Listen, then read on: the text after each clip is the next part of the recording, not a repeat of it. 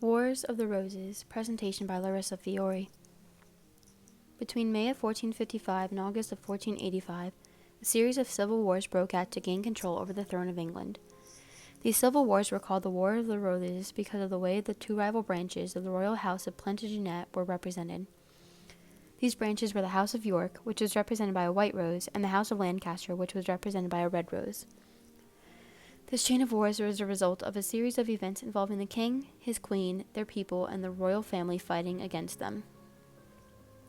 In 1454, the king was Henry VI, who was the successor to Henry V.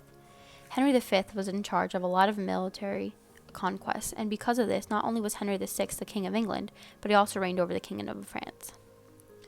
He married Margaret Angois, a French princess who was aristocratic and strong-willed. Unfortunately, Henry VI was a weak ruler, because he did not have any interest in certain responsibilities associated with being a monarch, especially politics, and he had a lack of strong leadership, which caused his queen to overshadow him. He also had a lack of control, which left room for those who were power-hungry to commit treacherous acts right under his nose. Henry had also placed high taxes throughout his land, which caused people from his land to revolt.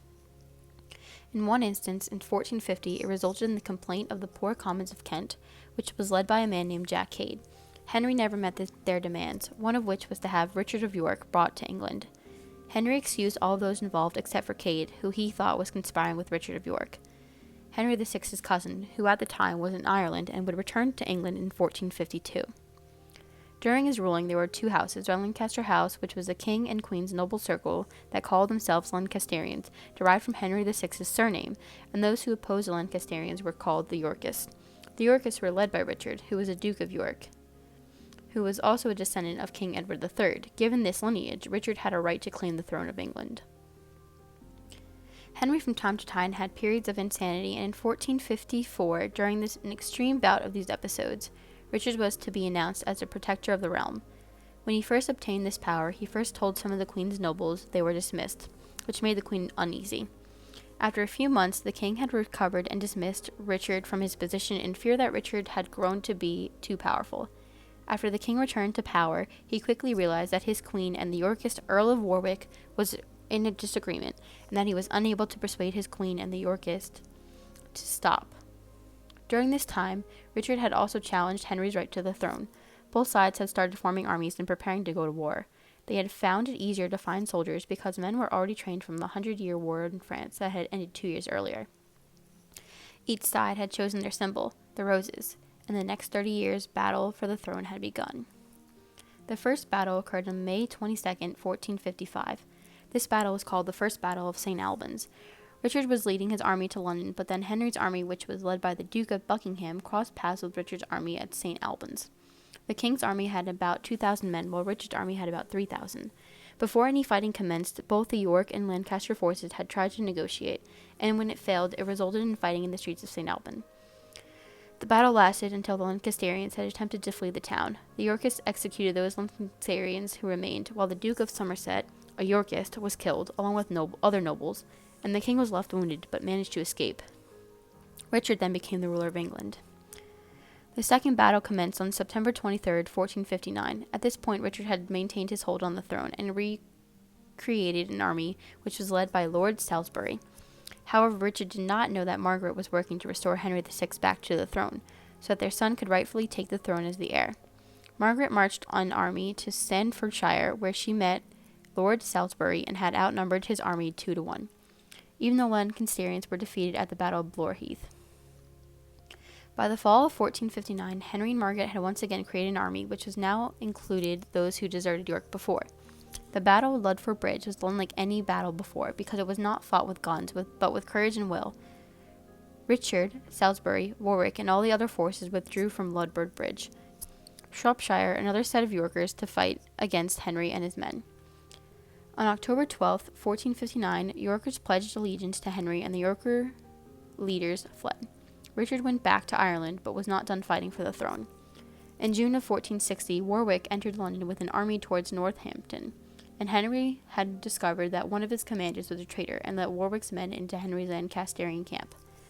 The Yorkers captured King Henry, and Margaret fled. With Henry captured, Richard had claimed himself and his heirs as Henry's successors, and Henry agreed as long as he was king until he died. The agreement was called the Act of Accord and went through the British Parliament. However, Margaret had other plans. She raised another army to raise against the Yorkers. Margaret marched towards Richard, and Richard's army met her at Wakefield, and they clashed. Richard was killed, and his head was displayed wearing a paper crown. The Earl of March, who also happened to be Richard's son, came into power as his father's successor, and had taken over where his father left off. On February 22nd, 1461, York defeated the Lancasterians at the Battle of Mortimer Cross. A couple weeks later, on February 17th, York was destroyed at the Second Battle of St. Albans. Here, King Henry was rescued and once again reunited with his queen, but Edward, the successor to Richard, was not finished. In March of 1461, Edward confronted a Lancasterian army with his own forces in a snowstorm. This battle is known as the Battle of Taunton, and the bloodiest out of all of them, and resulted in over 50,000 men fighting and almost 30,000 dead. The Yorks won, and Henry, Margaret, and their son left to go to Scotland, leaving Edward as king. In 1470, Margaret, with the help of her allies and fellow civilians of France, returned Henry to power, and Edward had went into hiding. He managed to get an army together, and the two subsequent battles became York victories, the Battle of Barnet and the Battle of Tewkesbury. At the Battle of Tewkesbury, Henry and Margaret's son was killed, and the two of them were captured, and the throne was returned to Edward. On May 21st, 1471, Henry had died, and Margaret was set free and went back to Adjora, where she died in 1482. The following year, Edward had died, and his son Edward V assumed the throne. His uncle, Richard III, became his protector, but had plans to claim Edward V and his younger brother illegitimate heirs to the throne. Richard III succeeded in his plans and was crowned king in July of 1483. To keep the threat to his throne to a minimum, he locked his nephews away under the guise of being for their protection. They both eventually disappeared, and the king was accused of having them murdered, and due to this accusation, his people revolted against him. During this time, Henry Tudor, a Lancasterian, staked his claim to the throne with the aid of France. On August 22nd of 1485, Richard III and Henry Tudor met each other at the Battle of Bosworth. Richard III was killed, and Henry was declared king as King Henry VII. Henry VII married Elizabeth of York, which ended the 30-year Wars of Roses, and a new dynasty had begun, the Tudor dynasty.